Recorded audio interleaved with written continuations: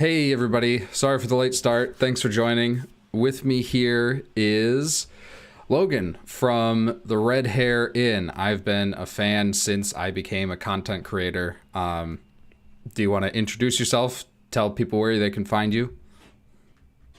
Yeah, of course. Hi, everybody. I'm Logan. I'm the innkeeper over at the Red Hair Inn. I do D&D 5e homebrew content creation, both on stream and now off stream as well.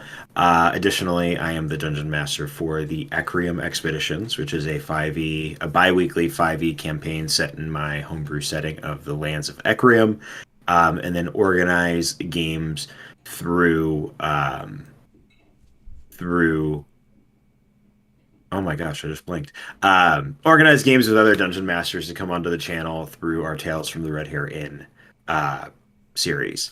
Um, Additionally, and now as of yesterday, I'll be also running West March's style of campaigns, one shots, mostly one shots or mini adventures for the Red Heron community. So if you guys come on over, then you guys can get a part of that as well if you guys are looking to play in more games. But yeah, you can find me at the Red Hair Inn on all of the social media platforms. I primarily stick with Instagram and Twitter. I have We have a TikTok, but I don't really. TikTok is one hell of a beast that I am not prepared to even begin to dip my toes in quite yet. But yeah, YouTube, Instagram, Twitter, and our primary page is on Twitch. Awesome. You mentioned you're starting a West Marches style campaign, and that segues nicely into what I wanted to talk about with you today, and that is how to start a D&D campaign. I am on a couple of different Reddit threads, and one of the most common questions I see on there is like, how do I start playing D&D? Usually I'll just say, okay, go to r/LFG to look for a game. But some people say, I want to start DMing. I want to organize my own whole schedule and thing. So how did you go about, just for example, this instance, how did you start this West Marches game? Like, where did that idea come from?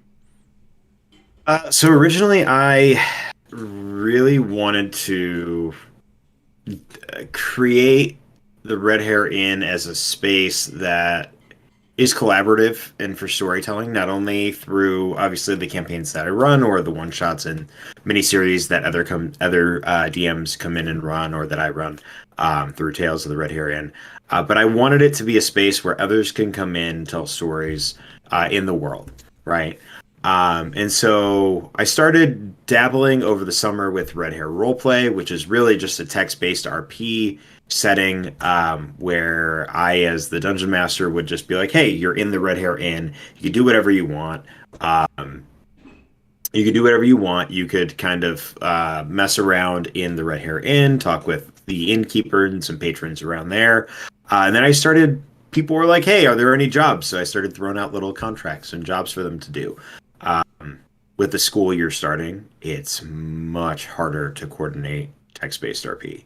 So I was kind of just sitting there and had an idea of, oh, well, like I like running D&D games. What if I just created a space that's almost like this little mini guild, which I already have set up in the world, the DSLU, or the Dungeoneering, Slaying, and Looting Union, um, and let players be members of that, and then use that as a platform to go off and adventure throughout the lands of Ecrium whenever I want to do a one shot or a two or three shot adventure.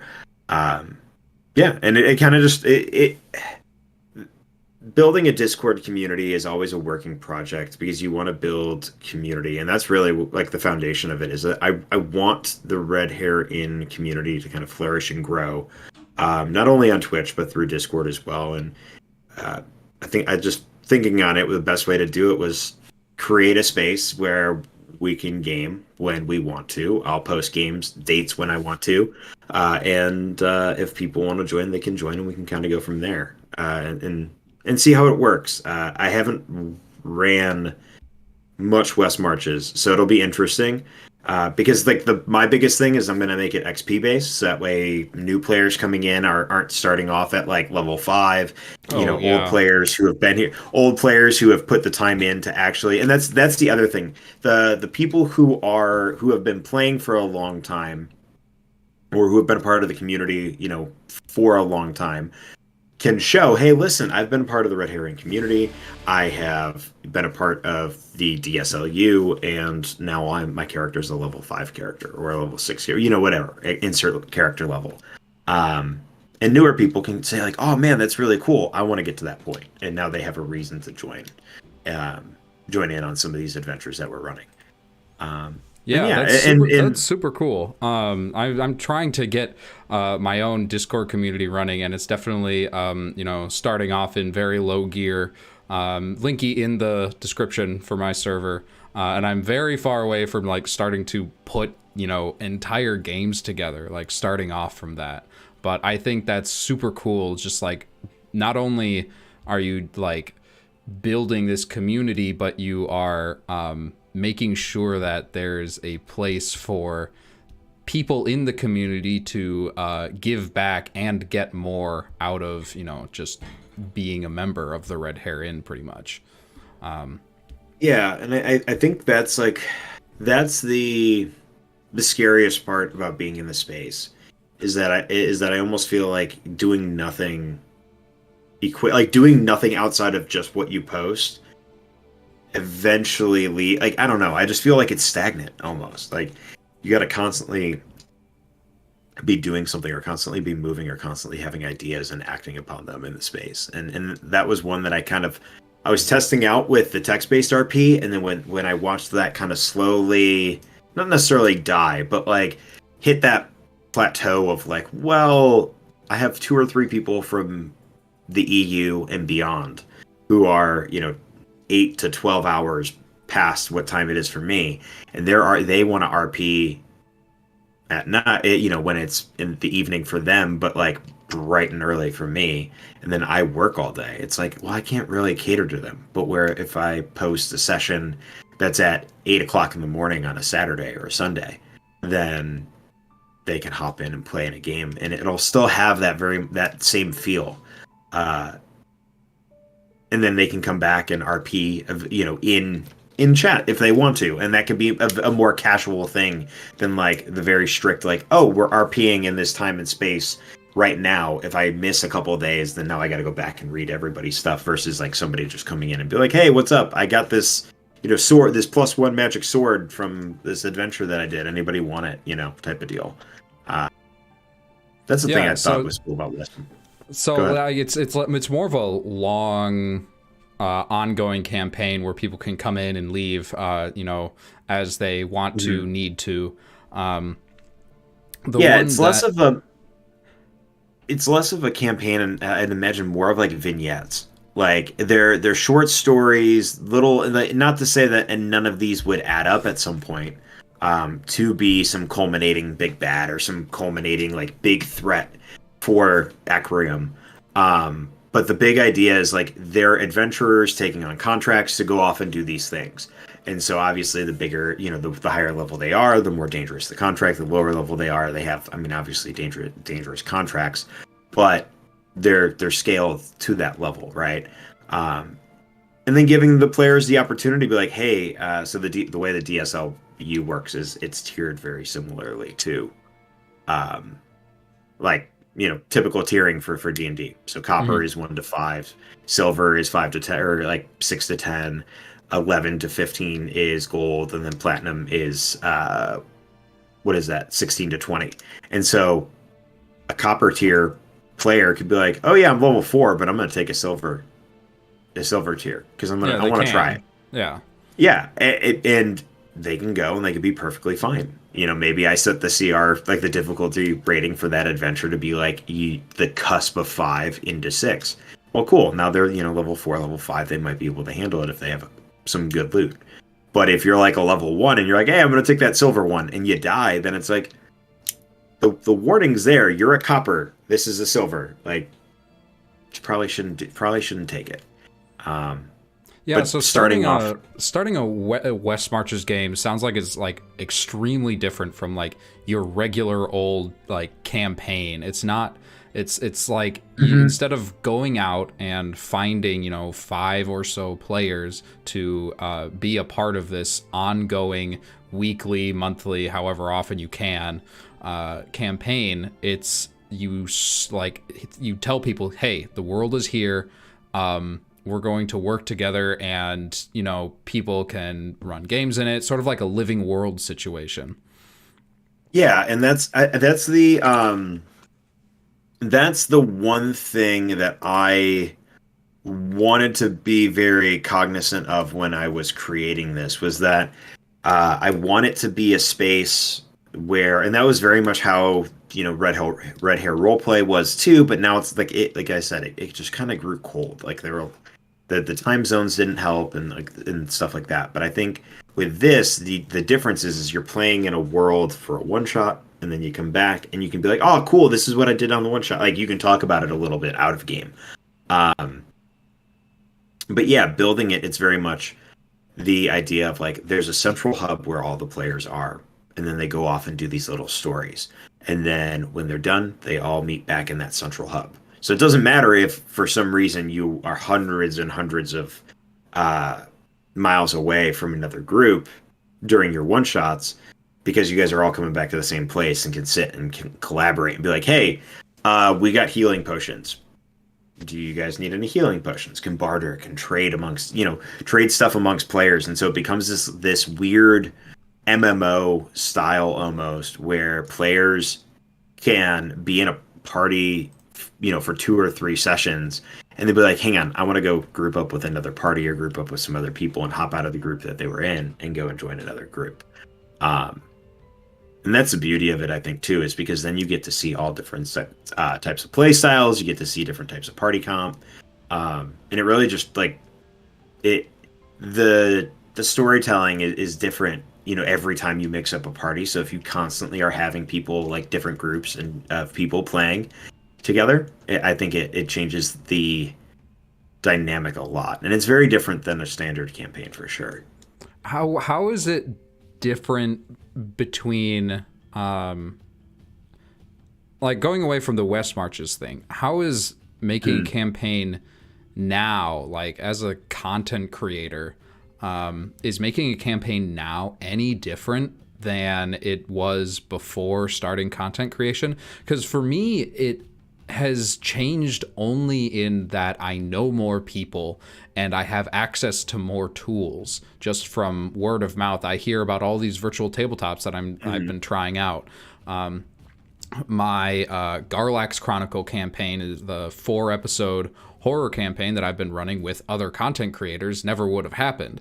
But there's other campaigns, of course, that I'm running for just my friends that don't see the light of day except for at that table that we play it at. Do those two different kinds of campaigns for you start differently, or are they sort of the one and the same? No, I feel. I think the only thing that's changed is how I approach games. And I think that has to do kind of like you said, like I've had more experience as a dungeon master, and now I'm in this creative space where I know more creative people. I have more tools at my disposal. I still don't use a whole lot of virtual tabletop. I don't. I was something that I never got into early on as a DM, and so it's still. I just started using Roll20, um, which I know is like a bajillion years old, but I just started using Roll20. I'm enjoying it. I'm using it for a Lost Mines of Phandelver game. I'm using it like I think the big thing for me is for modules. I like using virtual tabletop. Um, and I haven't gotten to that space of like I want to create my own stuff for my own game quite yet. That is on a virtual tabletop. I want to get to there at some point. It's on my to-do list, but it's not quite there. But yeah, no. In terms of starting a campaign, I think it's all relatively simple. I was contemplating um, the start of a in-person game that I'm running now. That a lot of the people that I play with here are feeling more comfortable with COVID and all that stuff. Hmm. Um, And I don't think I did anything differently than what I did for Ecrium, which was, the my streamed game that I run. It was, I got the group together, we sat down, we had a virtual session zero, because we come from all over. We all live about, I think the farthest drive is like an hour or so away. So they come and hang out for the day, spend the night, leave the next morning. But the session zero was all virtual, answered any questions, went over all the setting stuff, got a good vibe of like, I already know these people pretty well, so I already kind of knew their lines and veils, but we discussed those a little bit. Um, and then I was like, cool, you got until this day to get me character and backstory. We rolled stats. I didn't really set a hard limit on like, hey, you need to have your character sheet done for session zero. Because I wanted it to be more casual, because I knew that going in they wouldn't know each other anyway, so it didn't really matter. And if they wanted to know each other, they would talk to each other. And then from there, I just kind of sat down and like I had a couple ideas. I knew where I wanted to start, and one thing led to another. And then the day of our first session, I had a stroke of genius and spent like 3 hours during my workday just writing notes frivolously, destroying everything I spent 2 weeks on This to happens to me all the time. to The day, completely rebuild the campaign. yeah, you just like the day of, you're like, okay, I've planned out everything, and then you just have this fantastic idea that you just can't not put it in now that you've had the thought, and you have to like do all the finagling necessary, like from the plot, make like character introductions at different points. Now, I've been in that seat many times, and that is okay for me, because like that's one of my favorite parts. That's why I became a DM in the first place, is I like writing plots, I like rewriting plots, I like building worlds, and it basically lets me play D&D away from the table. So when I want to start a new campaign, I start like 6 months in advance minimum, and it's just in my head. I haven't told anyone about it. I know like who the big bad's gonna be. I know like who like would sort of fit. Like I just try to figure out what players are gonna have like good be able to banter well with each other and have fun at the table together best, depending on what sort of theme I want the campaign, how dark I want it to be. And I'm doing this several months in advance. This upcoming one that I've been working on has been over a year in the making now. Oh, wow. And that's just like all the information has been in my head that long. And I'm constantly coming up with new ideas. Even today, I just had one that I scribbled down, and I'm going to go back to it later. I find that I do my best DMing, my best world building, and my best lore creation in game, like in session. I have a million ideas in my head for what I want to do, and people are a lot of times are like, well, I open up my Notion and I have like nothing for any of the civilizations that are in Cantor. And they're like, well, Logan, like, don't you have notes on them? I was like, yeah, but like sometimes, those notes are good and all, but sometimes you just got to wait until your players get there. And you take what's in your head and you start using what you know, because despite what people say, DMs are weirdly, at least in my experience, blessed with the ability to just be able to fabricate information. And a good DM always knows what they're always knows what they're talking about, and is always the master of whatever they're putting on the table, right? Like presenting the players with. And so it doesn't really matter if you've written it out, in a nice like dissertation level of document, or if you literally thought of it in the moment. Like I was contemplating, I have a player who's playing a GIF, and that GIF is closely related to the fire giants. Part of his backstory comes from he comes from the astral sea, fell overboard and ended up in Ecrium. And so the fire giants took him in, being this big hippo creature. They're like, oh, he's kind of like a giant. And introducing him, I was like, wait, where the hell would he have come from? Well, the fire giants have the Vimlock, the continent that it's in. The Underdark plays, and the like passageways through the Underdark are very much used as travel. Like, it's not something scary. It's not something. The people there are very well equipped to handle going down into the Underdark to traverse the land, right? To go from one end of the continent to the other. And so I was like, well, what if he came out from the underground, came out from the Underdark in this place? I'm like, well, what would they have? Well, there's giants, so they need an elevator. And so I just completely, like, in the moment, I was in the middle of RPing the introduction of one of my other characters, while the back portion of my brain was recreating how I wanted to introduce the very next character. And I was like, and they were like, Logan, like, that was awesome. Like, so I was like, yeah, so you watch as, like, out of the ground, these little, like, railings pop out, and the floorboard slides over, and you start to hear this grinding as this stone platform is raised out.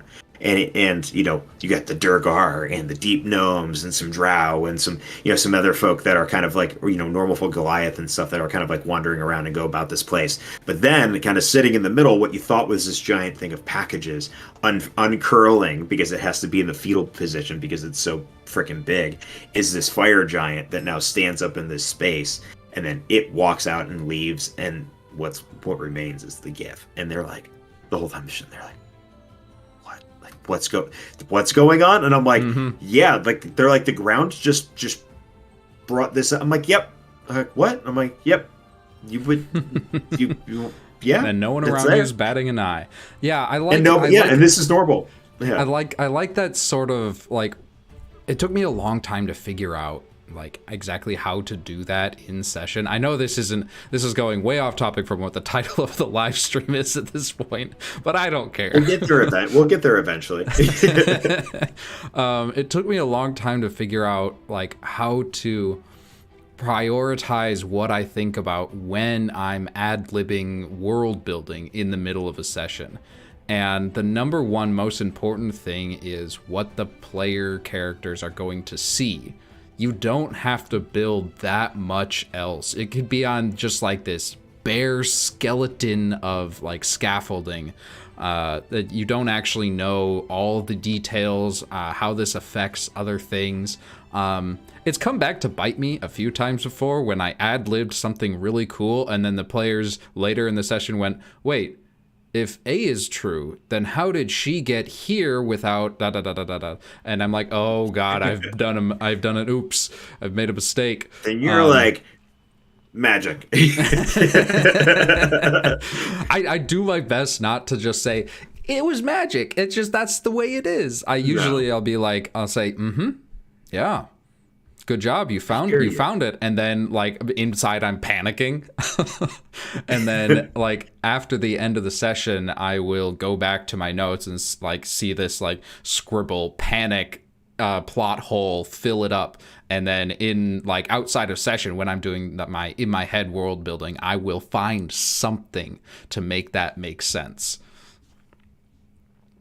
Yeah, and that's the thing, is, like, you can justify it and then, like, throw in that justification very casually somewhere, like, sprinkle it in, and the players will pick it up and be like, oh, cool, that makes sense, and they keep going. Like, that's the beauty of DMing sometimes, is sometimes when you give players breadcrumbs, they're just like, oh yeah, that's the fact, like, that's truth, we're good, we're gonna keep going, and they take what you say as if they trust you, and, like, half the time they shouldn't.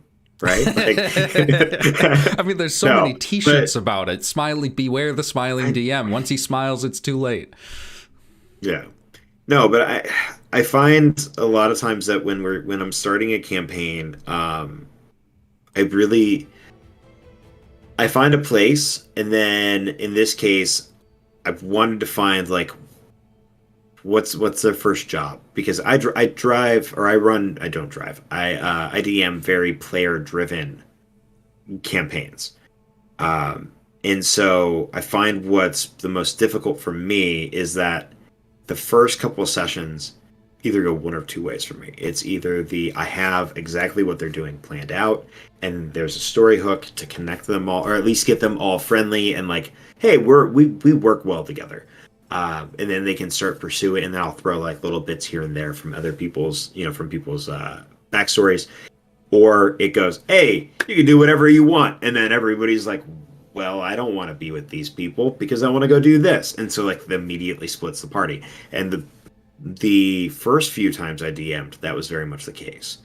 I've gotten to the point now where, well, and it happens with inexperience, right? Like, Yeah. first couple times you DM aren't going to be perfect, and so for me, it was very much like, okay, cool. Well, how do I fix that when I start the next campaign, or the campaign after that, and to avoid getting into the situation where, the players right off the bat want to go in 7 different directions. Um, and just finding that little bit of unification. They all were there for a reason, and they all secretly didn't know that they were there to speak with the head of the place that they were at. So it was fun because they were like, they all had different reasons for being there, but then all of the reasons for being there led them to being like, hey, I need to talk to this one person. And then when that one person finally came up to go talk to one of the other people, they all kind of just slowly began creeping up to try to get their FaceTime in with that individual, which was fun. It was nice, and then they had to stop a heist, which was always good. That's one of my favorite things, is stopping a heist or protecting someone through the night. Some of my best sessions have been that sort of thing. But in regards to players and the beginning of a campaign, how do you go about the character creation process and helping your players through that? Not necessarily as far as like, helping them build the mechanics necessarily, but more like, how much of a hand do you think is reasonable for the DM to have in the player's backstory creation, or figuring out where that player is going to set in the world? Ooh. So I think it's kind of a give and take, because I feel with and for me, when I play with newer players, I don't emphasize backstory very much. The first couple times I run games for new character or new players, I try to emphasize, hey, listen, build a character, get used to role playing, like, know who that person is. But if you want to build a backstory, you can't. But like, that's their homework, right? Where it's like, if you want to build a backstory for your character, you can, and we can talk about how to incorporate it. But what I really want you to do is figure out who your character is, and then just be that character, because that I find is the hardest thing for new player, like people who've never played a TTRPG before, is that role play aspect. And I run really heavy RP games, so for me, it's like, if you aren't going to get in character, then you're not going to enjoy one of my games. So my biggest thing is like, how do I get you to that point? Or what's the easiest way to get you to the point of like just RP?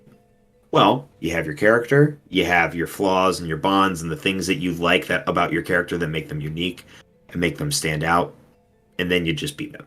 Don't worry about anything else about who their parents were, any of that. Like, that all comes next, right? Then once they get comfortable, once those like the newer players get comfortable, then we go, okay, cool. Well, based on how you've been playing them, and maybe they've said some things in RP that they now can start writing down as notes of like, oh, I said that my dad was the Grand Duke of blah blah blah, so I should probably write that down, right? Yeah. And that's the other thing with new players, when they make up backstory stuff, I'm like, cool, kid, yeah, your dad is the Grand Duke of blah blah blah, right? And I very much allow them to have that freedom, because I want to because I would let them have that freedom anyway if they were building a backstory. For my experienced players, I trust them to pretty much create a backstory on their own, build character on their own. If they obviously, I'm there as a crutch to help them if they need help, and to obviously look through things once they're done. But backstory wise, it's very much, I try to be as hands off as possible, and then when I'm presented with the backstory, that's when it becomes super collaborative, right? I'll answer questions in between while they're writing their backstory, But once they've finished writing it, then that's when I can sit down with them in that like pre-session zero and go, okay, cool. Here are the things that you might need to change because they don't necessarily fit with the lore of the world. If they already haven't asked that question, here's how we can change some of the details to fit what you want, plus what's this, what's going on in the setting. If it's something like if I'm running a module, and for instance, I'm running Lost Mines of Phandelver right now. Classic.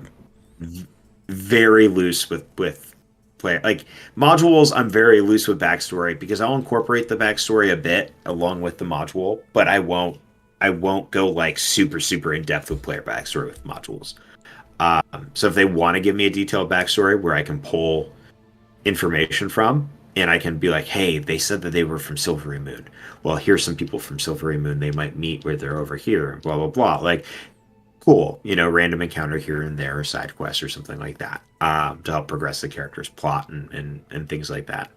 But when I'm running games in Ecrium, it's very much, I trust them to write what they want and then figure out how what is already there can fit into what they want.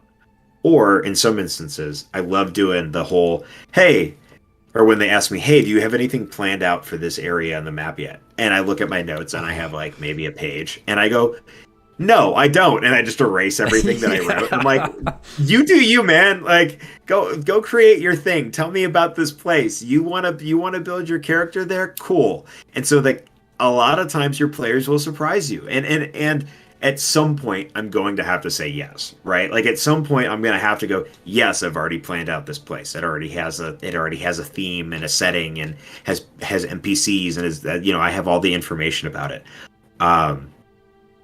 But I'm still even though I've been playing and running games in the land of Ecrium has been evolving over the past 5 years now. Holy shit, nice. 5 years now. It started as one continent. By the time I was done with my first year of D&D, it was 3 continents. And now it's... What do I have? 1, 2... I now have 5. 2 of them were completely fabricated by a cartographer who revamped my maps for me. Nice. He was like, yeah, there's a space here that just feels like it's missing something. Can I put a continent there? And I'm like, sure. So he made a continent, labeled did all the names, like all that stuff. And I'm like, dude, like, first of all, I'm like, dude, okay, here's some money.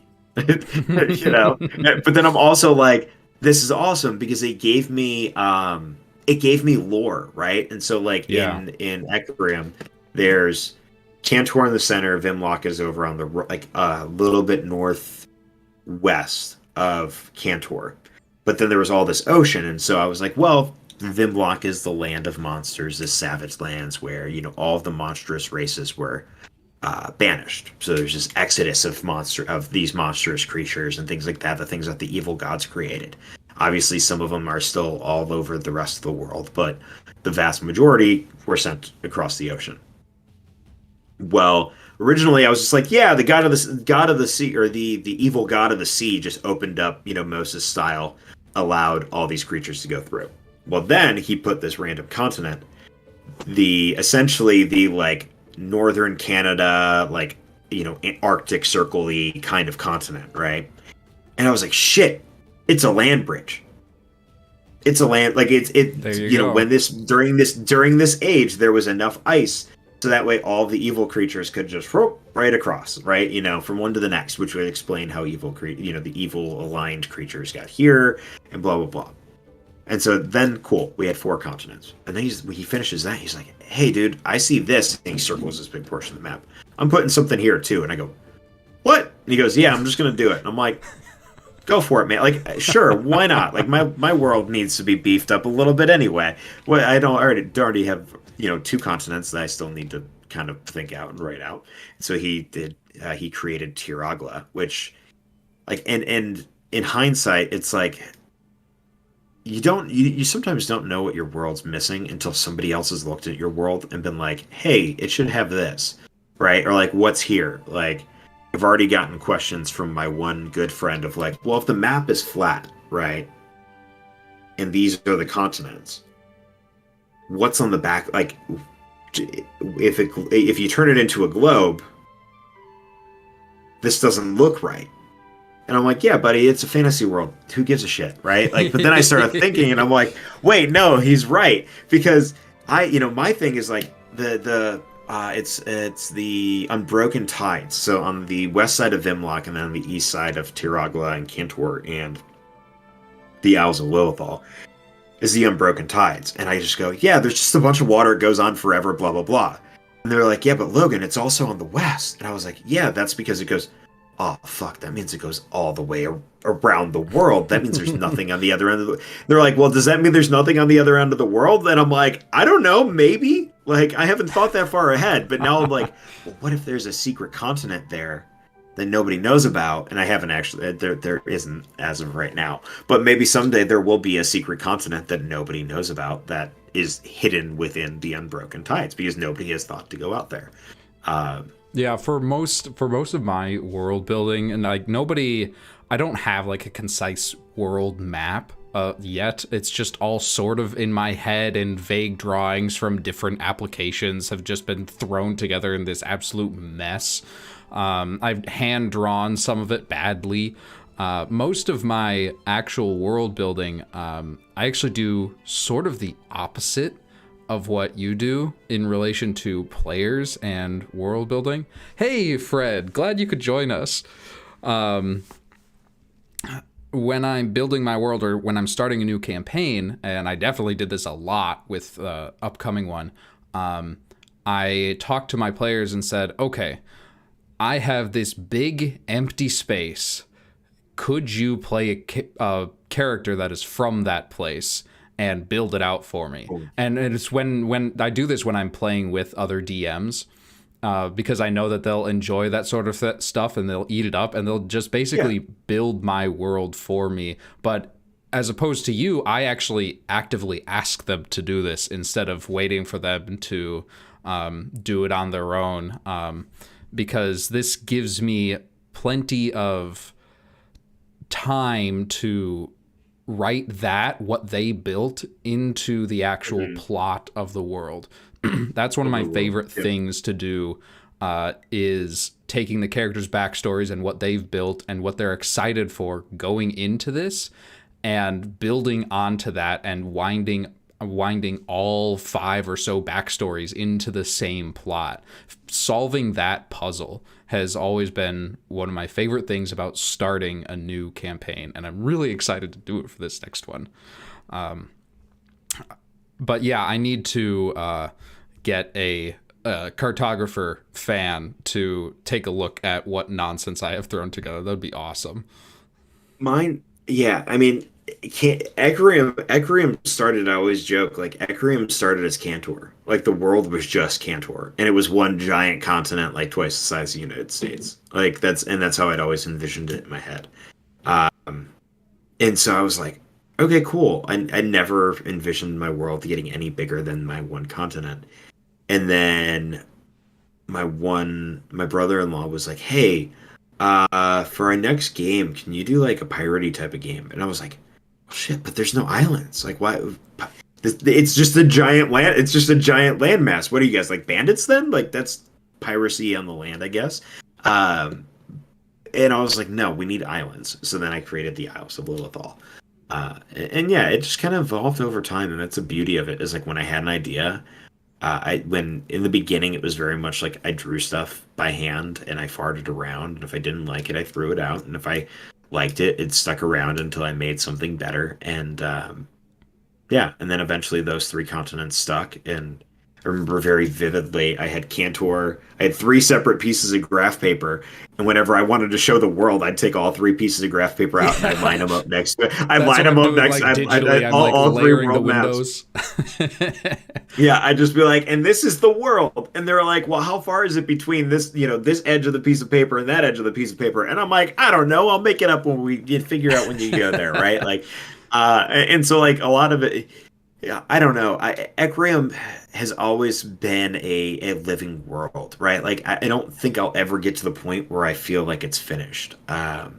There's always some sort of lore to create. There's some like, and that's the the daunting, I think for me, the daunting portion of um, creating such a uh, or having such a big world, right? Or Yeah, like the world kind of expanding past the boundary of your like of your active imagination, is that you feel the need to fill it. Like you see the emptiness and you go, man, that's empty. I need to fill it. And I feel like that's almost toxic, right? Like you it don't can need be. to, It's like the yeah, difference between looking at a blank piece of paper and getting scared versus looking at a blank piece of paper and getting excited for the potential of what yeah. it could become. And there's a lot of different ways to fill out that world. You could have your players do it. You could have someone else do it. I know How to D&D, who's in the chat right now, is actually running classes on how to do this, and he'll literally go through a live chat and say, okay, give me 6 continent names, and we'll just like spit out random nonsense at him, and he'll jot it down, put up some ideas. And I really like the idea of collaborative world building in that sense, and you just get Mhm. all this brainstorm stuff and you just pick out your favorites. Well, and that's what I really, really love about the Twitch side of content creation. Right now I'm in the space of I'm currently working on a commission, a writing commission that I received. And so like I already know what I want to do. I have the themes, I have everything, like I know what I want to do for that project. And I'm finding that it feels very stale compared to like what my normal content creation is on Twitch, which is like I sit down and I'm like, hey, I don't know what the hell I'm doing today. What are we doing? And then we kind of just go and figure it out to get like me together with chat. Um, it's fun though because I get to have, some people are coming in and giving me suggestions for, monster stat blocks or, NPC, how to run an NPC or something like, or how an NPC should be, what their bonds or flaws should be, right? Uh, but my normal routine is very much like, hey, what are we doing today, and how can I fill an empty space without feeling like I'm filling an empty space, right? Like, Mm-hmm. how can I get that feeling of like, hey, it's done, we did a thing, without feeling like, hey, I'm sitting down, I gotta work on this empty space. Uh, yeah, I don't know if that made any sense or it was just me rambling. I know I I'm know sorry. what you're talking about. I can't say I know what you're talking about, but I can't say I like share the same like I don't know. I don't And know if we've you can talked go about. as far. Yeah, we've talked about this in the past, just never on a live stream. I don't know if I can go as far as to say I feel any anxiety or so about like having empty spots in the world, because they will always exist. Because you can always Mhm. expand the borders, you can always go into more detail, and then the fact that like things change over time, like empires Yeah. rise and fall. There is literally, it is not an exaggeration to say a homebrew world has infinite possibilities. Well, the one thing so the campaign that I first ran in Ecrium, we only got to a portion of it before there was like a half TPK, and then the party went, we're not like those that were left were kind of like, well, we don't want to rebuild the party. Can we just do something else? And we were all still very new. Like this was I was barely into my first. So weirdly, I'm gonna backtrack. Weirdly, I'm not one of those people who was like, yeah, I played D&D for like a year or two, and then I started DMing. I played 3 sessions of D&D as a player, all 3 online, and then I started world building and home brewing like right then and there. And I ran my first game, my fourth session of D&D was my first game running a D&D session, and it was all homebrew, all off like I created it on my own, and I ran it for 10 players. And like that's not me patting myself on the back, but it's like it's weird because like I feel like a lot of people are either I don't feel like I hear a story like that very often where it's just like, yeah, I just started DMing, you know. Um, Well, maybe that's because I haven't I talked to enough can, DMs, but I can give you a story like that right now. I was at the exact same situation. I think I played maybe one. There was one. So my personal D&D journey, I'll run down real fast as I can. 4th edition was the session that was being played in game stores because 5th edition hadn't come out yet. I go there, I play one session, Combat starts, and I get one shot by the big bad who was only there for a round, and I fail all of my death saves, and I don't play D&D again for 5 or 6 years. No. When 5th edition came out was about the same time that I rediscovered exactly what it's supposed to be. And Yeah. the first thing I said is, okay, I'm not going to have this experience again. I'm going to do this better. So really, when I started playing D&D, it was basically the second session I'd ever played, first one in several years. I was running it.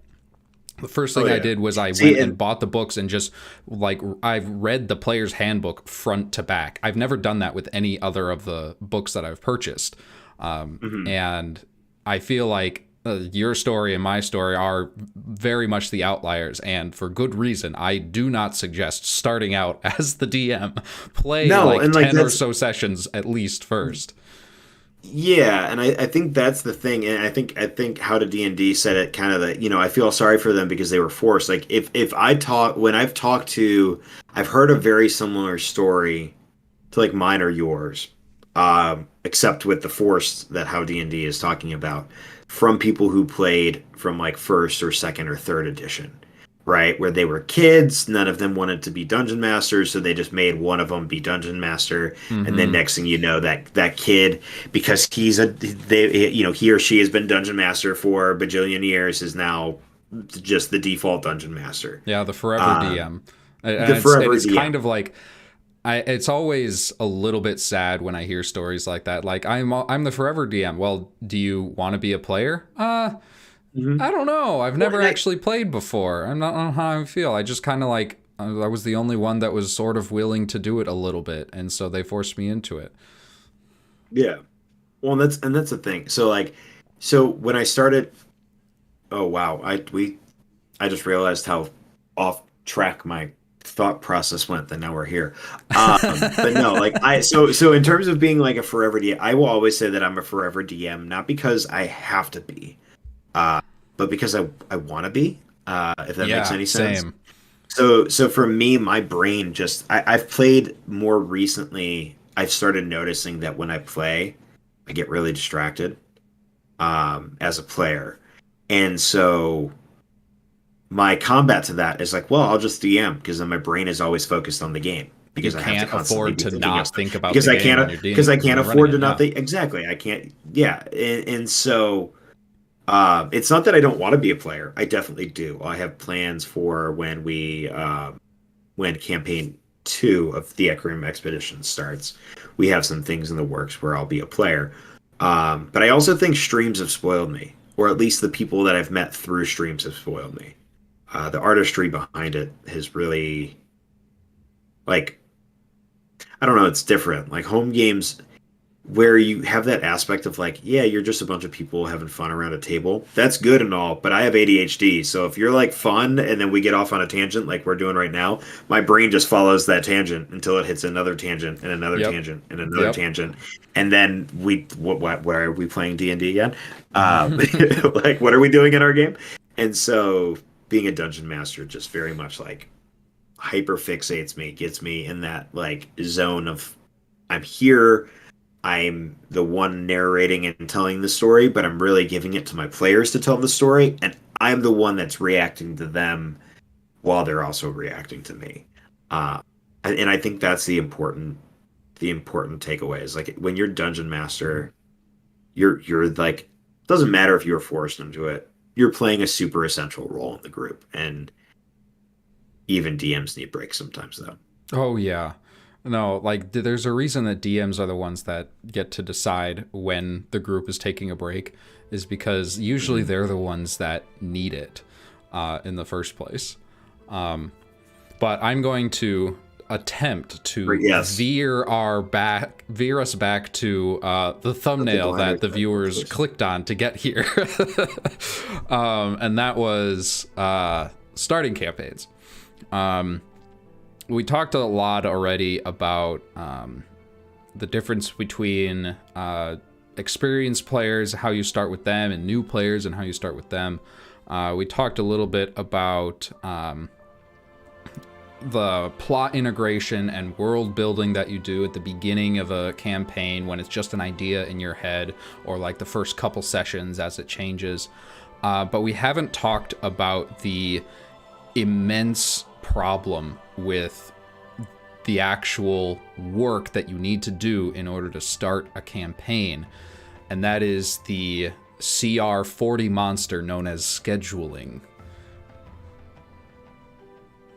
It's D&D, I think, one of the best skills that it's taught me. I mean, it's taught me a lot of things. It's taught me how to keep track of multiple things at once in my head. It's taught me how to roleplay. I can do voices now, to the great entertainment of people at meetings in my day job. But I think the most valuable skill that it's taught me is scheduling, because it has always, in every game I've played, it falls to the DM to do the scheduling. Whether I'm the DM or not, that's true. I am trying in one of my upcoming ones to try to fix that. An old friend reached out to me and said, do you have the space to start a new campaign with all of these other old friends that we haven't really hung out for like several years? And I'm like, I'd love to play with you guys, just I don't have the bandwidth right now. And so he offered to do all the scheduling, all of the technological workarounds to get this ball rolling. And I've yet to see how well this goes, and how I feel about like letting someone else take the wheel on that. So I'm going to approach it from two different directions, because there's the, Twitch, like the streaming side of things. And then there's the, like personal, like, the personal, regular, private game, right? Yeah. Your home game. From the Twitch side of things, it's very easy, right? You say, hey, I want to run a campaign. It's going to be on this day. It's going to be on this day, right? So if we're looking at Ecrium, it's going to be bi-weekly. It's going to be on Tuesday, and it's going to start at 8 p.m. Eastern time. And so then for me, it was just like, here's my list of people I want to play with. I ordered, I ordered them somewhat in like, this is my ideal, like this is the party I want to run with. And then I kind of had like, these are the people that I would go to if that first group of people couldn't do it. Mm-hmm. Weirdly enough, the 4 people, so I invited 7 people, thinking, oh, half of them would say that they couldn't come. Of those 7, 6 of them said that they could make it. And I have a party of 6. And in my head, I'm like, man, I wanted, and I always tell this, I always joke around with them, because I'm always like, man, I always got to do a little bit of extra work because you guys are a party of 6. I got to find things to keep it challenging and make it fun for you guys. But in my head, way back when, I was like, man, I don't want a party of 6. I want a party of 4. But when you ask 7 of your friends to play D&D and 6 of them say yes, and you don't want to say no to your friends because you love your friends and you want to play with right. Because that's the beautiful thing, is these are all people that I've met through the online TTRPG space and have been friends with for almost 3 years now, or 2 going on 3 years now. Mm-hmm. And I wouldn't want to not, like, I couldn't imagine the campaign without that. You know what I mean? Without like, any I'm individual here, one like, of them, yeah. Yeah, like I couldn't imagine the campaign being what it is now with any of them absent from the table. And so in the beginning I was very kind of like, I got 6 people. But now I'm very like, it only took a handful of sessions before I was living in it. One of them, we had a 2-hour session, or a 2.5-hour session, where I talked for maybe the first 5 minutes of it, and then didn't talk the rest of the session because they were just RPing. I like love that. Those. Those are so nice when you're running a game and you're like. When I was sitting here, like, man, I'm taking notes. Like, I got, like, y'all are just giving me so much to go off of. Mm-hmm. But yeah, back to the question at hand, though. With a private group, or like with a home game, does it suck? Because like the the professionalism that is Twitch streaming or live streaming or doing, pre-recorded D&D sessions that you're putting on YouTube, or if you look at what like Dropout TV, what Brennan Lee Mulligan is doing over at Yeah. Dropout TV, that all comes with the expectation of like you're in a professional space. Not only are you like you're doing this because you want to have fun and you want to play the game, but like there's that extra level to it. But in a home game, it's All bets are off. you got plans set for like, hey, y'all are coming over Saturday at like 4 o'clock, right? And everybody's like, yeah. And then next thing you know, it's like 6, and your buddy Fred hasn't showed up yet, and you're like, what the fuck, Fred? Fred, you know who you are if you're watching. That's I swear, how to D&D, we're not talking about you. His name is Fred. Oh, is it real? Oh shit, I'm sorry, Fred, I'm sorry. I didn't mean it. No, I like, that's the beautiful thing is like I already knew, like, so we had our first session on Friday night, and I knew one of my players would be like a half hour late because he had to drop off his dog at his in-laws. And so he had to drive up to his in-laws and then back over to where I live. And so I knew it'd be like a half hour late. So I'm like, cool, we're not going to start until 7:30. Like we're going to, everybody can get here at 7. We're not going to start until 7:30. Yeah, I see. Quarter to 9 he rolls in. And so, like, these are people I also haven't seen in forever. So, like, they're showing up at like 7:15, 7:30, like when everybody else other than that individual showing up at like when they're supposed to. And so, like, we're just hanging out, having a good time. Like, completely forgot that he hasn't showed up yet. And then next thing you know, I'm like, oh wait, what time? Oh, and so like thankfully he was only a couple more minutes away, but. Then we ended up playing until midnight. So like that's the thing. It's like when you have like the last minute changes of the schedule, it's not so bad. But when it's let's plan next month's session, and you have 7 people, like you have a group of like 5 people, and nobody can pick a day. Nobody has a day in common. That's when you're just sitting there like, man, what are we doing? And I haven't had many of those, thankfully. The last time I had that, we were, discussing, okay, this is the one Sunday this month that we're all here. We played without Phil today, but I'm sure it'll be fine. And we'll just let him know. And then we find out he's in Papua New Guinea, helping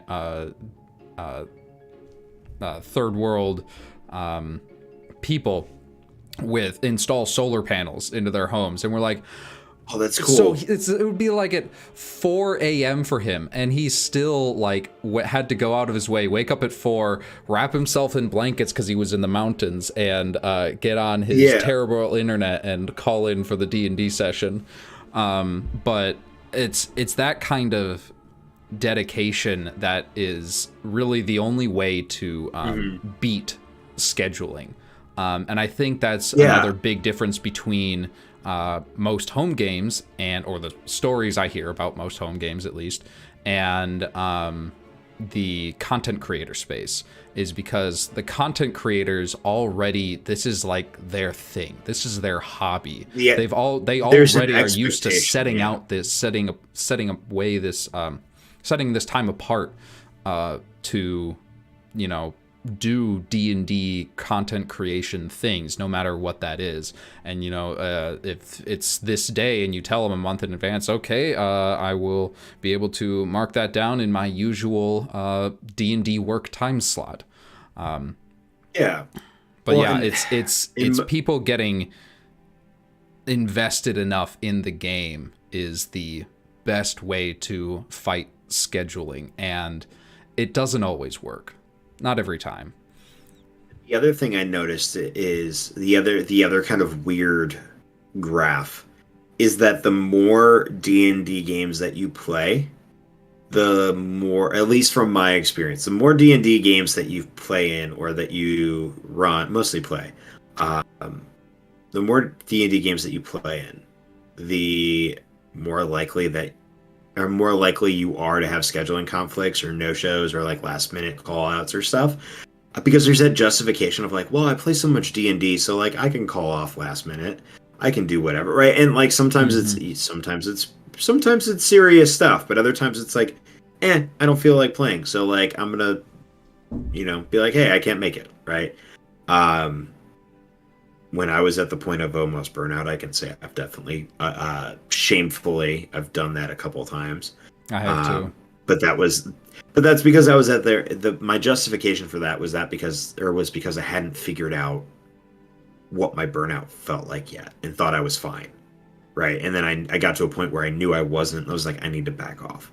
Um, but yeah, I feel like the more games you play in enough, like you get in that sense of like, yeah, I played D&D like 2 days ago. So like, I don't necessarily need to play today if I don't want to. And it becomes more of like playing a video game to some people of like, hey, I can log in or log out whenever I want. Whereas the people that I play with who this is like the only game I run or the only game they play in is the game I run. They're there every single time when I like do a last minute, hey guys, like I'm free tonight. Do you guys want to play? They're the first people to go like, yeah, man, let's do it. Hmm. And so um it very much like I feel like that also factors into scheduling is like how often or how much are you playing? Yeah. Do you think giving out character arcs play a part in that burnout? Thanks for the question, I'm, JT. I'm Do curious you what it think means. giving out character arcs play a part in that burnout? I don't think. I think there's other detrimental things to doing, character arcs, personal quests, and having a single character be like the focus of a couple sessions. Mhm. But I don't think that's a big contributor to burnout. It is definitely at least not for the DM. I find, at least in one of my sessions, it is for the player that has that arc going on.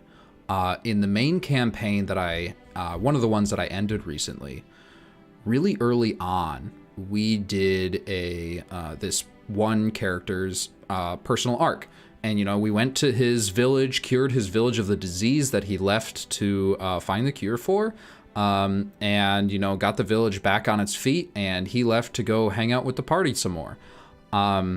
And over time, that player just became less and less and less invested because, like, his character didn't have a reason to be doing what the party was doing other than these guys are my friends and I want to help them. Like, they no longer had any other ulterior motive to Yeah, be a part of the main plot. And yeah, the player actually talked to me recently and said, I'm just getting really burnt out of this campaign. I don't really feel like my character's a part of it anymore. I'll just keep playing yeah. in this other one where my character hasn't been explored yet. And I'm like, yeah, sure, that's fine. I totally understand. Mhm. Yeah, and Jay did clarify. He said 6 players following 6 arcs, and so I think the nice thing, at least looking at like Ecrium as my base, is that in Ecrium I have 6 players, one of which so and I say this with a grain of salt. It's not like the whole truth. Um, but one player is only there because their sister wanted to go adventuring, and he's the big brother, so he has to go and protect the big sis or the little sis, right? Mm-hmm. So like there's not much character arc there, right? I can throw some little things in here and there, but like he's mostly there to RP and adventure with his sister. The sister is very much like I've never been outside of my little closeted life before, and so I want to go out and adventure. And so for her, it's very much a combination of um, that character is a cleric, and so it's a combination of like I want to go out and see the world with that little bit of like I want to learn a little bit more about my god, right? And maybe my god will help guide me on this adventure. But other than that, like isn't like any there's no super big expansive plot other than adventure, right? Which is Yeah. what the whole campaign is. Which conveniently is what a campaign is.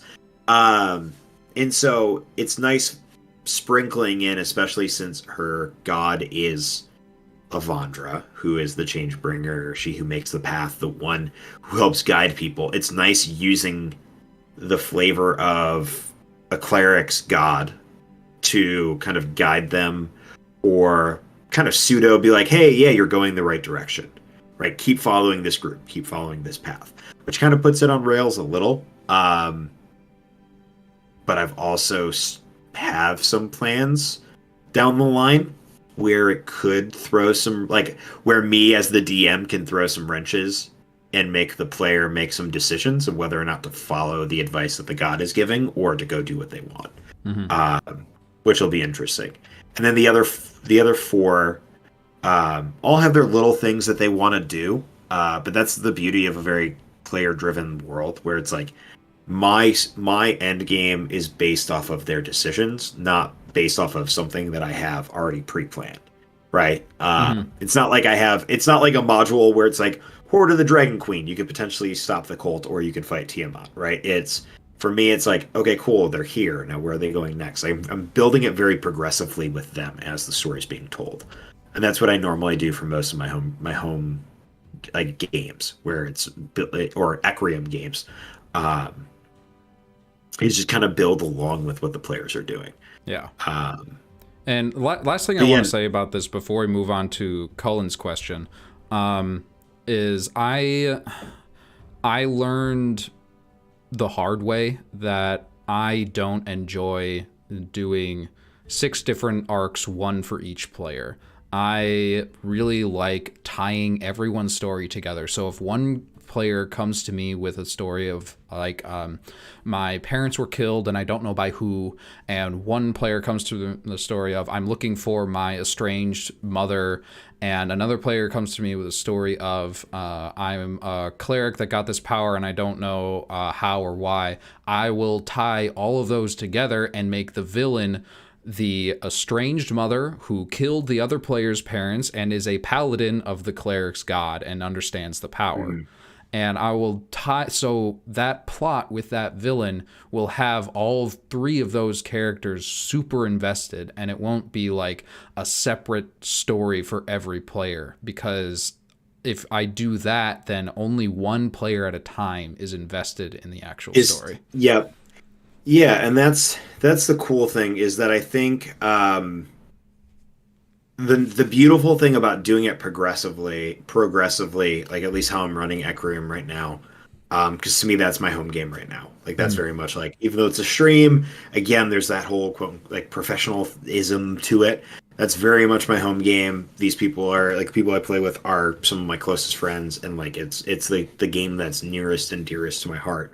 Um, but like the great thing about running the game as and prepping as the story's being told is I'm using the things that they say to start connecting. And so like I've had a couple backstory conversations where it's like we have the backstory set in stone and then a player is like, hey, so and so said something that got me thinking about something with my backstory, and can we tweak this a little? And I'm like, for sure, we haven't talked about it at all, so why don't we do that, you know? And that's the cool thing is that I also think when you do things like that, it allows players to have more. Even in a home game, it allows players to have that agency of like, hey, I heard like there's this cool thing that this other player did that got me thinking about some cool thing that I might be able to do. How can we make it so that way that ties into my backstory a little bit too, and then you get that like DM player collaboration a little bit more. One of my Uh, favorite things about the game, definitely. yeah, and that's the thing is like backstories are only as permanent as you make them, right? Like I've played with people who are like, well, once you write a backstory, it's set in stone, you can't change anything. But like, what? Like, no, like Why? what? I had an idea, like a lot of my world building, a lot of my creation, a lot of just period, especially yeah, actually, a lot of my world building lore is based around the ideas that I come up with. But what if somebody asks a question that leads me to a better idea? Right? Like, am I going to sit there and go, no, I already wrote it? Like, I'm not going to remake it or reword it or rephrase it or add this new thing on, of course I'm going to listen to the new question, answer the new question, and then probably add it to my notes because it's a good question that I hadn't thought of before. And so when you get multiple perspectives, that's what, again, with the player backstory, whether it's their arcs or whether it's whatever, sometimes you'd be surprised if one person's backstory arc brings somebody in unexpectedly because they're like, yeah, like I feel just really invested in what's going on and what's going to happen here. Question from Cullen Anderson. My group and a few others are trying to get Adventure League started at a few of the stores in our area. Do you have any experience with Adventures League or any tips? I am probably the worst person to ask this question because of the story I told earlier. I actually had my first D&D experience was with Adventurers League, where I got one shot by the big bad and who teleported out the next round, and then I failed all my death saves and I didn't do anything all session. I still to this day blame the DM, not the organization, and I think that is fair. I haven't had any other experiences with adventuring leagues before. As far as I know, it's the Wizards of the Coast sanctioned groups that play at local game stores. Is that right? Yeah, hang on, and I'm actually gonna probably bring up a better idea depending on. Hang on, I want to look up the definition. Well, I let my cat out. Do that. Okay, so actually, can you hear me? Yes. I don't know if you can. Okay, you can hear me. Cool. Okay, so my suggestion to who is that? Colin. So you could start Adventures League, no problem. The problem is with the big, not problem, obstacle for players. Per Adventure League rules, you can only use 2 Wizards of the Coast books. Right. So that leaves the player handbook because you need the classes. How are you going to get the classes if you don't have the player handbook? All artificers, obviously. So it's actually, you know what? You could. I wasn't actually thinking of artificer. But so you more likely than not pick the player handbook and one other book, or if you're an artificer, what is it, Eberron or actually Tasha's would be the smarter choice. Tasha's and Xanathar's, or Tasha's, and if you wanted to pull from one of the new lineages, Van Richten's, right? But so that's the limitation. If you guys are going to start an Adventurers League, what I would honestly suggest you do, start a West Marches game. They're the exact same thing. That's all Adventurers League is self-contained one shot. It is modular one shots. So why not just do it in from a space where you don't have the restrictions of Adventurers League rules? Unless you're trying to get Adventurer League sanctioned. I don't know if that's the right word. Because I know zero. I know zero about Adventurers League as well. I've never played for Adventurers League, and I think it depends. If you're trying to start a game for the sake of starting a game and having a place to play, you don't. I don't think you would necessarily have to do Adventurers League. You could go to your local game store and just talk to someone and say, "Hey, can we use this space and to play our game?" If you're looking for a way to join a game or recruit other people, other players that you don't know yet, future friends, not strangers. Future friends, 100%. Then I think you could try Adventurers League, or it's probably likely that your local game store would have things other than the Adventurers League, like these West Marches game styles, or even different RPGs that are being played. Like Dungeons and Dragons is not the only RPG. It's my favorite. It's the one I know best, though I don't know very many, to be fair. and I've just gone all in with it so that I'm still in a space that I understand well. But I think if you're trying to get a game together and you're looking at Adventures League specifically because you need a place to play, instead of doing Adventures League, just ask for a table. If you're Yeah, looking at and that's yeah, go ahead. I was gonna say that's exactly how when I moved here to Pennsylvania, that's exactly how it got started. It was me looking online. I think I used was it Meetup or one of those apps where you can find people and blah blah blah, right? And so I found a group of people. I was like, hey, you're all random. I'd love to invite you guys to my apartment, but like I respect the fact that like I'm a random person that you don't know, and you guys are all random people that I don't know. So like for the first few sessions, let's meet somewhere that's like local to all of us and just play. And so we ended up finding a game store nearby, and we played there for like 2 or 3 weeks. And then we're like, okay, cool, we're all cool, we like this, and started playing from my apartment. But yeah, if your goal is you want to play in a game store to encourage other people in the community to play with you, um, I would just run West Marches because West Marches is a uh, it is essentially an Adventurers League style of play where people can come and go as they please, can show up when they want, don't necessarily have to you're not following a specific story because it's modular. Um, that encourages new people to be like, hey, like I have a character built, can I sit down and play right in the middle of a session? You could say yeah or no to that if you really wanted to. Uh, and then from there, making relationships and figuring out, hey, this is our actual game. Do you want to make a new character or do you want to play that one and stuff like that? But I'd say, yeah, look into West Marches. Look into if that particular game store already has Adventure League, or if they want you to set up an Adventure League, or if you are just renting out table space, because all that kind of factors in. I'd just say go with table space and play D&D. Play the game you want to play, and then if people want to join you, then bring them in. And there's always like if you can still do, even if you don't have a group of people yet, you can get the group of people and then talk to the game store about playing the game. Just getting a table would definitely give you the most freedom.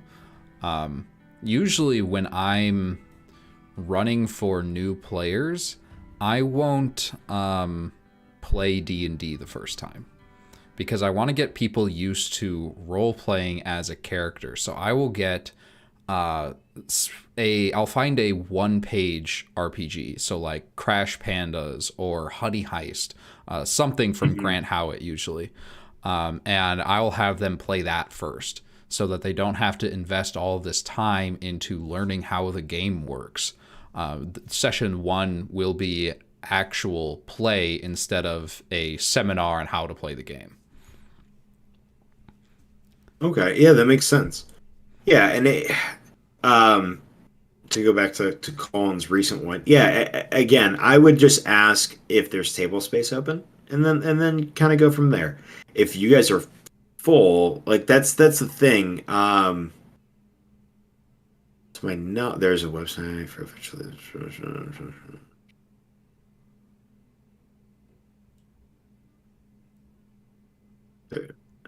now I'm reading chat. Sorry. Yeah, sorry. But yeah, no. Yeah, I don't know. I mean, at the end of the day, it's really what you make of it. If your group is a group of people who are like, yeah, it doesn't matter. If we're like starting to get really full, we still want to be able to be an open space for people to come and play. Then just keep doing what you're doing and invite people in as they come in. Or maybe play. Okay, this is going to be a radical one. Play more D&D. I don't know. That's what I did. Run another game. We were talking about burnout earlier. And the one time that I did fully get like the most burnout I've ever felt as a D&D player, DM, was I was playing in 2 campaigns and running 4. and my life was becoming a mess.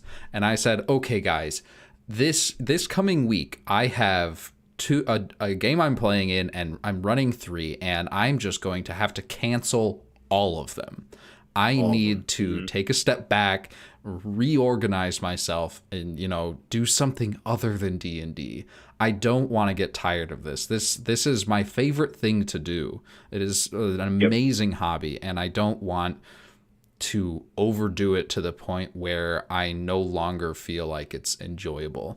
So, and like when I explained that to everyone, they were all like, "Yeah, I understand. We know that you're the D&D guy in every single one of the circles that these groups are from. I was the D&D guy." And they're like, "Yeah, we understand. It is totally fine. We'll just like usually people are okay with canceling sessions if it's just once. Yeah, It's when it's and like you that are tired and don't want to do it multiple times in the same campaign that it starts to fall apart." yeah, I give myself kind of well, I think with age came more responsibility and more understanding of what my burnout and what my load what my load was. When I first started D&D, it was kind of just like I want to play all the time. I didn't Hmm. care. I Yeah. picked up games, and then like I said, I kind of got to like you said, you get to that point where you're like, I need a week off and just boom, clear. Yep. Um, I mean, and that's why I kind of like DMing and why I say that I'm more of a forever DM and very rarely play now is because I can control my burnout through the games that I DM. I know that sounds super weird, but like There. Yes, I think there's. I can control how much pressure I feel and how burnt out I'm getting by how often I'm playing D&D because I'm the one that's scheduling it. I'm the one that's putting games together. I'm the one doing whatever, right? Yeah, and it's not As the just that DM. you're scheduling it. It's that burnout doesn't just come from being at a D&D table. Like when you're the Hmm. DM, burnout can come from doing too much world building or too much outside of game work as well. And Yep. I think like most of the time people become a DM because they want to experience more D&D than just when they're sitting down with their friends. Hmm. And And it's weird because yeah, go ahead. go ahead. Sorry, I'll leave. No, you go. Okay. Finish your thought. Sorry. And I think that having that control over, when you are building, because it's like your life, it's you wanted more D&D, and when you are getting too much, you can just stop world building and like put, maybe 15 minutes worth of effort into the next session and practice ad-libbing. Like do no prep just for one session and like see how it goes. Like I'm a Yeah. big fan. Like that my whole channel is about that. I'll just do Yeah. I mean, random stuff and like I have no idea how it's going to go and I'll just do it with no prior experience, no research and just see what happens. well, and that's what I love, or I'm very fortunate about, like how my schedule is now. I play my one game that I run. So I run what one, two, three, four games right now. I think 4 games. Okay. Yeah, we'll go with that. Um, One of them is going to be monthly because that's all we all agreed that's what it was going to be at. And the big reason for that is we all knew that it was going to be in person. We all know that a couple of us have to travel, so we couldn't be more than biweekly at best anyway. And even biweekly, that was just a lot for some people to be traveling every 2 weeks. So we're like Yeah. monthly travel's light, right? Um, and then the other thing was their big concern because these were my group of friends that I played with prior to the pandemic, and prior to me getting into streaming D&D. And I went through a big burnout at the start of the pandemic because we were playing we switched to playing weekly. It was this big long thing. So anyway, we decided monthly for that exact reason of like Logan has other games that he's running. He is doing stuff with the Red Hair Inn. we're going to play monthly for a couple other reasons, but to also make sure Logan avoids burnout from our game, right? Because we want to play in person. That's very important to me, is getting back at a physical table at some point. Hmm. I love all the people I play with in all my virtual games, but it doesn't always beat playing at an actual table. Um, and so that's that. And then I have Ecrium, which is bi-weekly. My Lost Mines of Fandelver, which we sometimes play weekly, we sometimes play bi-weekly, we sometimes play monthly. Really just depends on when our schedules and when I'm not, when I'm free opens Yeah. up. But that one's also it's modular, and it's a what I would call a bullshit game. We literally all just like sit down. Half the time, they split the party last time, and for 2 sessions during the Red Brand Hideout thing. And the first half of the session, one party was, I legit thought I was going to kill the half, or for the one half of the party. Um, and then this by the second session they recovered, and then for the second group from the split, it was the exact opposite. Where the first they were like destroying everything, and then they ran out of spell slots and only had cantrips and like melee weapon attacks, and they were like backpedaling really hard. And I thought I was going to kill the three of them, while the other group was like hyper just destroying everything that moved. And so like I love it because that's one of those games where I literally can just sit there and go like, I hate you guys. Like, stop rolling. Just stop rolling dice. You killed all the monsters in the room. Cool, whatever. You're done. And it's very, very fun and about having fun rather than it being about like, yeah, there's story and there's stuff like that and there's role play. Uh, but it's about having fun and just like the shits and giggles of the game rather than being a very serious, Yeah, move and I forward. think I think this actually ties somehow, miraculously, our tangent ties back into the main video topic of like you can't, when you're starting a campaign, everyone needs to agree what kind of campaign it's going to be from the get go. We call them goon campaigns, where you're just there to screw around and have a good time. Mhm. Not I it's like okay if that. people That's don't fun. people I don't like that name, necessarily have Goon. to pay attention, bring snacks, crunch loudly. I don't care. We're here to Mhm. roll dice and do the weirdest things we can just for shits and giggles. Um, and then there's the polar opposite of that, where like phones away, role playing is Yep. hardcore. Like if you're not doing a voice, do something else so that we can tell whether you're speaking in character or not, because it's going to matter. And like that sort of thing. This is not a either or. This is definitely a scale. Yeah, no, no, Um, no. No, well, it's a spectrum, right? It's like and like having fun and goof like, and it's not even a spectrum. It's like, I don't know how to, it's like multi-dimensional, right? yeah, no, It's not something that goes in one direction, whether you run a very RP heavy or you run, like your goon game, right?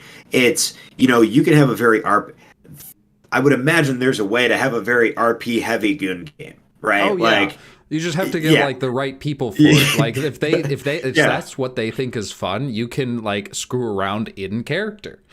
Yeah, it's I have one of my older videos, and I completely forgot what it's called, but I go over like sort of an attempt at how to categorize games, and I couldn't do it in less than 11 different binary scales of where you fit on this. It is very Mhm. much multidimensional. Yeah, and that's the beauty of the game. But like, yeah, that goes right. Yeah, I thought I had to sneeze. I'm gonna have to sneeze at some point in the middle of me saying what I'm about to say. But Gesundheit. he goes, shit. I don't know if that's gonna work. Oh, excuse me. Oh, that's never happened to me on stream before, where I've been like in the middle of talking and had to sneeze. Um, so congratulations, you got that. Yay. Clip it. But no, the um beautiful thing about what we were saying, what we've been talking about, and like the fact that, oh, is there another one? Shit. Um, it's a bad day. Um, Winter's coming. is that, oh Jesus, dude, do we know it? no, but like that goes into what you do during session 0, even into session 1 of like what are your expectations of the game? How are you expecting to be played? Like as is in my home game, my in-person one, we I have to move 2 players, like where they sit. Because I knew, and this is the teacher in me coming out, because I knew that the two of them sitting on the same side of the table together would be frickin' bonkers. Uh, and sure enough, I let people, as is my general rule as a teacher, you got the first quarter to sit where you want, and let me determine what kind of student you are based on where you choose to sit, who you choose to sit next to, how you behave while you're sitting next to those people, blah blah blah. Um, those two individuals was fun. They had a blast. They're definitely feeding off each other. Um, but they were also having a lot of side conversation that was very loud. And so it was one of those moments where I was like, hey, listen, we didn't really discuss this during our session 0 because we all kind of knew what kind of game we wanted, but I'm just going to reiterate it. We need to cut back or we need to quiet down, or do a combination of the two, because that happens, when that happens, that breaks immersion. And I know we want an immersive game. And everybody was like, yeah, we want an immersive game. And like with that in mind, we were going into session 2 with like, let's work on that. Like here's this thing we're going to work on, you know, rule wise moving forward. And it's not even really a rule, but it kind of is. So like even if you forget stuff in session 0, kind of similar to how your backstory is always evolving, or like bringing character information into your game is always evolving, the rules at your table aren't static, right? You have the opportunity to grow as a table as you're playing the game. Mm-hmm. Yeah, I haven't had any problems with like people, or I have had this problem of like people talking about not game related stuff, or even if it is game related stuff, like out over the scene that I'm trying to run. It can be an issue, and unfortunately, moving people around where they're sitting, I haven't tried that yet. So we'll see if that can work. The problem is most of the time when that sort of table talk is happening, it's happening like JT said, it is crosstalk. It is all the way across the table. And I don't know why. Maybe I'm just cursed. That's just, how it goes when two people are like trying to figure out something either in character or out of character. It doesn't really matter, while I'm trying to run a different scene. But yeah, maybe moving chairs around might be the way to go in the future. I'll have to give that a shot. Well, and the other thing too is it can go about one or two ways, right? Like so like the players suggested, hey, maybe we're kitty corner from each other, right? Maybe we're diagonal from each other rather than sitting right next to each other on the same side. If that doesn't work, then my next solution is like, hey, we're like I'm at one end of the table, and then it's 2 and 2, right? Or like 2 and 2 on either side of the table, to my left and right. Maybe those two people just have to be in the back, right? Because if they want to crosstalk, let them crosstalk, but don't put them in a position where they're interfering with everybody else's immersion, right? Mm-hmm. It's kind of like why the smart kid doesn't want to sit in the back of class, right? Yeah. If all the smart kids sat in the back of class, they would never learn anything, because all of the kids that need classroom management to be worked on sit in the middle or would be sitting in the front, and so they would never be able to hear or never be able to see or never be able to whatever, because the teacher is always focused on what's going on in the front, which is why they always say if you want to do well in class, sit in the front, because there's no problem. There's never any problems in the front of class, because the teacher generally is teaching to the people who are in the front, right? And this is, I mean, I've been teaching for almost a decade now. I teach to the whole class, but the kids who are sitting in back, they're goofing off. I can't stop every 5 minutes and be like, hey, stop doing that, and then come back. Hey, stop doing that, come back. It's that same situation with crosstalk at the table, I feel like, where it's frustrating, but it's better for it to happen in a place where the rest of the group is focused on you, right? So like if the rest of the group isn't closer to you and those two people are farther away from you, Cool, by all means, let that happen, because that's in the back of the class. It's not it's not happening directly in front of you. The people that are want to hear what's going on and want to be involved in whatever is going on are directly in front of you and are actively listening to you. And then all you got to do is bring those two people in whenever you want them to focus on something. Um, Again, completely off tangent. I apologize. No, this is actually part of the whole starting a campaign. It's, picking seating arrangements, especially if you know the people beforehand. You'll be able to tell like who's going to be the most talking and whether telling them to stop has worked or not in the past. Yeah, and that's the thing is like part of and part of that is your responsibility. The other part of it is player responsibility, right? Yeah, like it's not. there's DM there's is a not little responsible bit of for everything. there's a little bit of player agency that's needed in enforcing the rules at the table, right? It's why positive bullying works, right? When you see when a rule is being like when a classroom rule is being broken by a student, and three other students jump on that student, not like aggressively, but like verbally, like, "Hey, you're not supposed to be doing that. Hey, whatever." Right? "Hey, we're gonna lose points if you did that." Right? That works because that student now goes, "Man, those three people that I just made mad, I don't want to make them mad again, so I'm not going to do that behavior." And so it's one thing if the teacher yells at you. It's another thing if your peers, your players, your party members, right, yell at you, because then you're like, "Oh shit, I really am in trouble," right? And so it takes some responsibility from all parties at the table to really resolve that issue. I thankfully haven't had much of that issue. Even what's going on right now at the table is very much of like, this is very much our first game back at a table in person since the pandemic. And that's for all of us.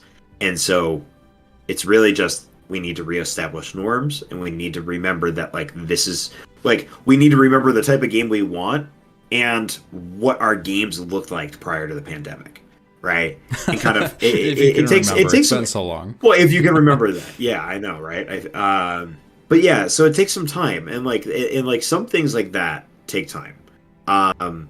If you've been playing at the table as a group for forever, and you've already had these norms established and it's continuously being broken, that's a different story, I feel like.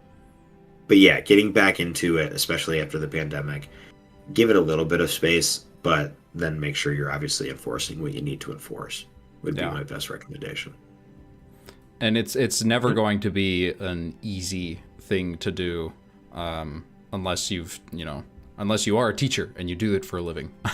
Oh yeah, I am blessed and cursed in the fact that what I do for a living, and that's why I probably can never be a professional dungeon I'm not gonna. I hate using the word professional dungeon master to describe it. Being a dungeon master for money, like being a paid dungeon master, I find it very, very difficult because I already do that for a living. I create a lesson plan. I do the lesson plan. There's player variable, aka students who ask questions or do things or distract or whatever. There's classroom management, table management. Hell, there's encounters if you work at a school where there's kids who fight each other. Like, and I laugh, partially out of because it's the funniness of the joke, but also because I've had to break up fights, and that just comes with the nature of being a teacher, right? Like it happens. Kids get in fights. It happens. But yeah, I mean, what I do for a living is so like being a dungeon master is so ingrained in what I do. That's kind of why, like when I have had thoughts of like, man, maybe I should do something outside of teaching. I always go back to teaching because similarly to DMing, it's that like that's what keeps me focused, that's what keeps me driven, that's what keeps me working for 8 hours out of the day, right? Like my mind's constantly moving. There's no point in my day when I'm teaching where it's like, hey, I can turn off my brain and just like zone out. It's just I'm constantly going, I'm constantly thinking and reacting. Where if I was working in an office, I feel like I'd get distracted every 5 minutes. Yeah. Um, yeah, and so it's very good for me that way. But yeah, no, very very similar.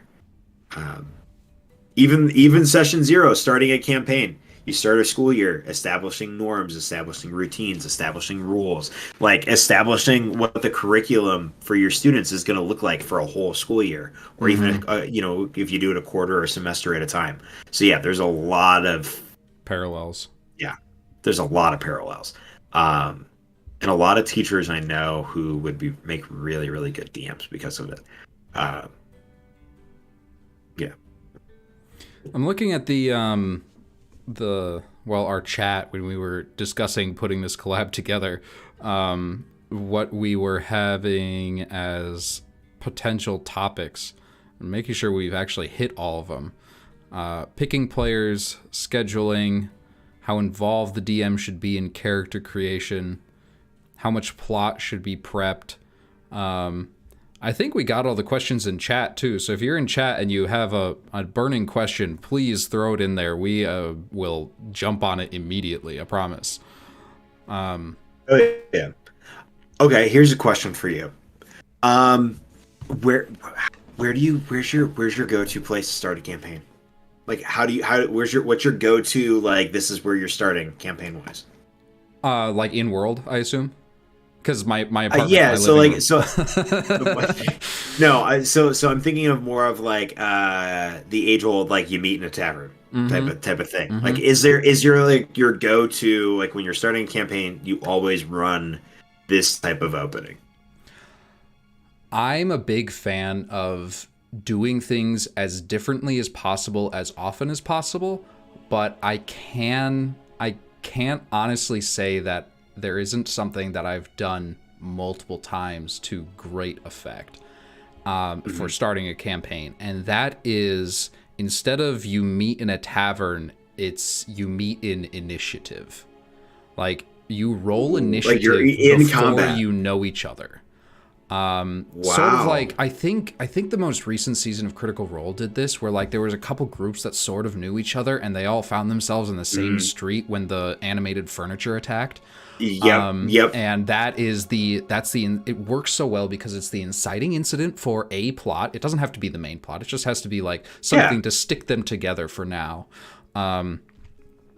And it is it's combat in the first session, which is always something that I want to do, to get people used to their characters and used to trying to figure out how party balance is going to work for the rest of the campaign. And saying roll initiative is something that always gets the whole table's attention. Mhm. The first time I did it was in the campaign that I ran with my family. I actually started the session with roll initiative. There was no synopsis. Session one was just the first thing I said was roll initiative. Because in everyone's session zero, they had found it. Everyone's session zero ended at the same point. They are in the same spot in the forest, finding the same diseased manticore. Okay. And they had to work together. They didn't know who you were, but I see like someone in the distance that I didn't see before shoots a spell at this thing in the air, and another crossbow Yeah. arrow. Okay, I can do this. We're not alone. We need to band together now if we need to get this done. And each one of them had their own reasons for doing that. And I think Mhm. that is definitely my favorite way to start a campaign is with I initiative. like that. I like that. I'm gonna use that next time, I think. I bet because that's really cool, especially when you look at it from the flavor of like you have 4 or 5 people who are in the same woods, find the same creature, but don't notice each other or don't see each other. Mm-hmm. And now all of a sudden, like you're sitting there and like you are this stealthy like rogue who's about to assassinate this manticore, and you somehow get a lower initiative than the barbarian. The barbarian just goes fucking charging in there, and you're sitting there like bow prepped and ready to take the kill shot, and the barbarian is just like, "Ah!" And you're like, who the hell is that guy, and why is he just like why is he in the middle? Why did he stand in front of my view of this manticore now? Um, yeah, that's fun. I like that a lot. That's really Yeah. cool. Do you have a go-to? Yeah, so sadly, mine is a tavern. That is No, okay. I just love the so the reason why I typically go a tavern in this one started very similarly where it was in a tavern, but it was also a giant warehouse contract. It was multi-tiered, but they were Mm, essentially the tavern portion. They were in like the rest area of this giant warehouse, like giant caravan warehouse. Uh, Before they met with the owner and stuff like that. But I go with tavern because it's self-contained, right? It's contained. You know the space, right? hmm A tavern's only as big as the four walls that well, four-ish walls that surround it, right? The number of walls that are there that contain the players.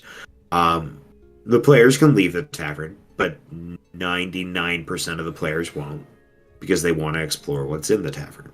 Yeah. You put NPCs in there; they can talk to NPCs. You can talk to the innkeep, the tavern keep. You can talk with the other PCs. You can throw gambling in there. You can throw a combat in there. There's all these things that you can throw in. You can throw in. I think the very first campaign that I ran, they started in a tavern, and about halfway through, as they were like kind of all doing their own little things back and forth, and I was hopping back and forth through all the players. At one point I went and the door swings open and two younger boys and a younger adolescent boy walk in, or an older adolescent boy, like still like older teen boy, walk in, and they all four of my party members went, okay, well, they're important, let's listen and see what they're doing, right? And then it coupled with like, this is the rest of why they're here, this is what they're looking for. And then you have the NPCs. They were looking for people to help because there was a wolf problem in the town that they were in, and the NPCs immediately are like, yeah, screw that, like that's your problem, that's not ours, like we're not coming to help, right? So then you throw in that, or like, hey, how much do you throw in an NPC who's like, hey, how much are you paying? And they're like, well, like we didn't really come here, our dad didn't tell us how much we were gonna pay you guys, like. And he's like, nope, I'm out. And so then the party's like, huh, okay, well, like these boys aren't getting any help, we should probably, like, it just kind of naturally they were like, huh, we want to help them, and went along that way.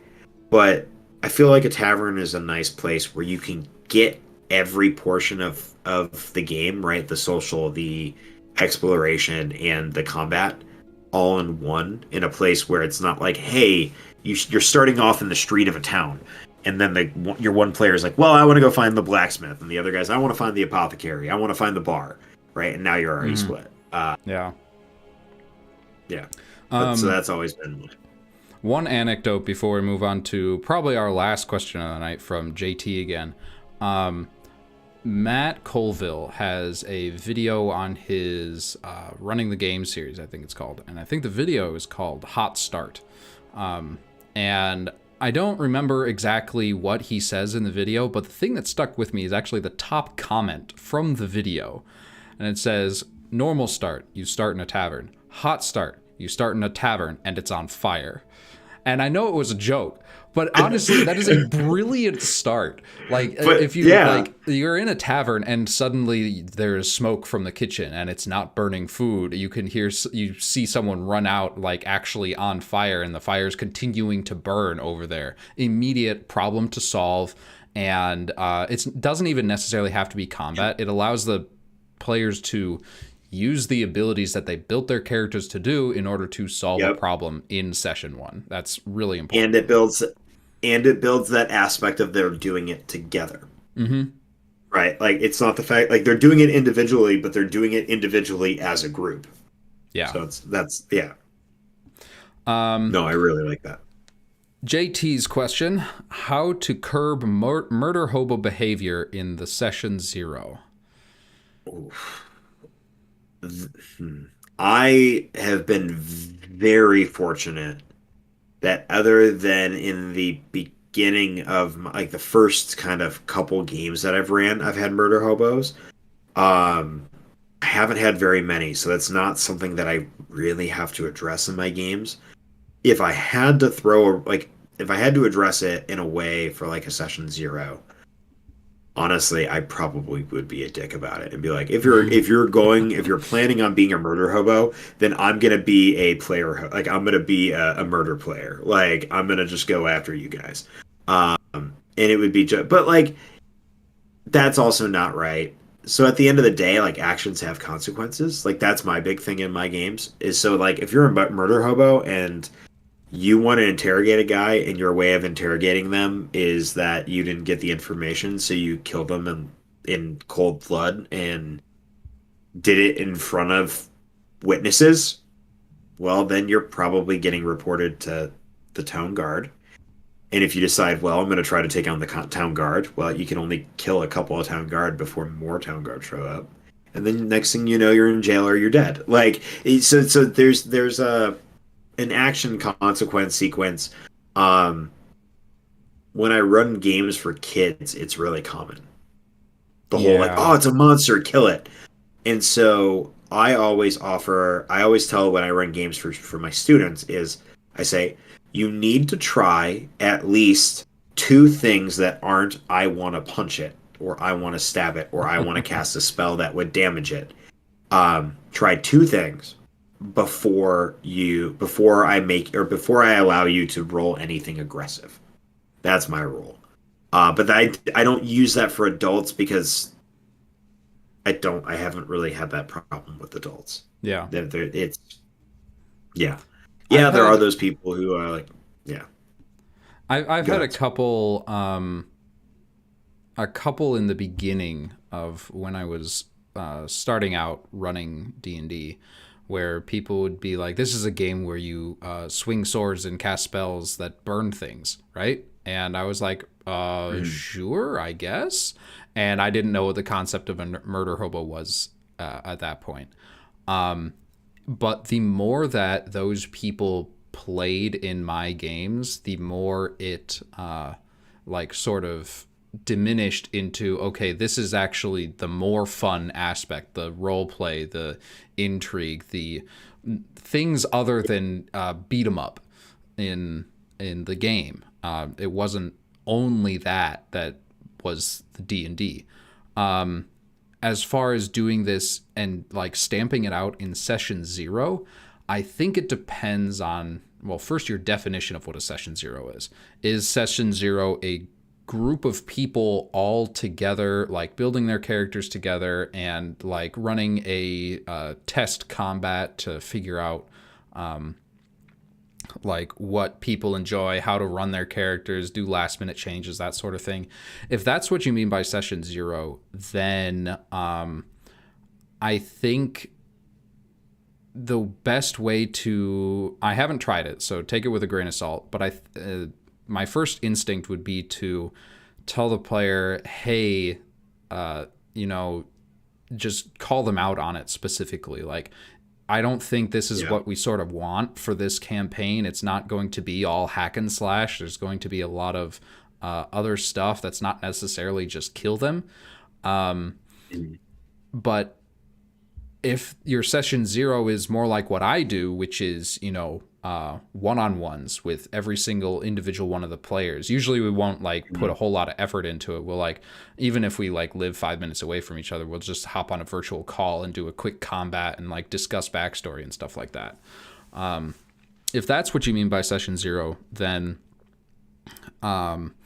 it is even easier to figure out, to be able to stop them from doing that sort of thing, because you'll be talking about the backstory. And if their backstory is, I'm a barbarian who has a, I don't know, some sort of mental impairment that causes them to attack things on sight, or like some traumatic event Mhm. from their past makes them hate all elves and swing their axe immediately. I'll Yeah. say, let's not do that. I'm gonna Let's like yeah. the DM should have veto power over that sort of thing in a backstory. Yeah, so I think yeah, I agree with you there. I also think like there's also that aspect of if for some reason you don't squash that in session 0 or character creation whenever you're talking whole party, That's also a really good opportunity for players to be the ones to address the problem. Because Hmm. if that player is consistently murdering things that other players need to get information, right?